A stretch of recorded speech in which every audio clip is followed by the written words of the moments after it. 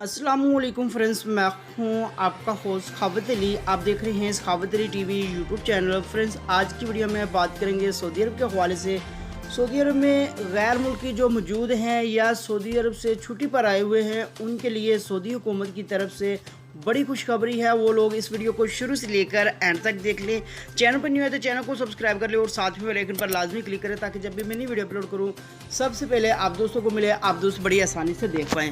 प्यारे दोस्तों, वीडियो पसंद आए तो वीडियो को लाइक करें और अपने दोस्तों के साथ इस वीडियो को शेयर करें।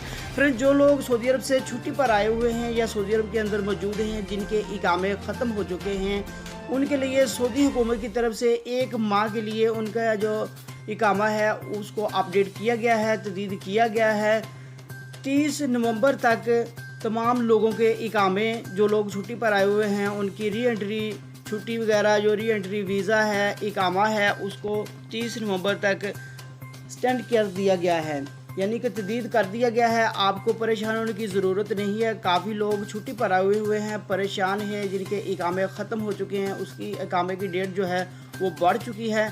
अब आप लोगों को परेशान होने की ज़रूरत नहीं है। सऊदी हुकूमत शाह सलमान की तरफ से तमाम लोगों के इकामे जो हैं वो अपडेट किए गए हैं और उसके अलावा जो लोग छुट्टी पर आए हुए हैं उनकी छुट्टी री एंट्री वीज़ा जो है वो एक्सटेंड किया गया है 30 नवंबर तक।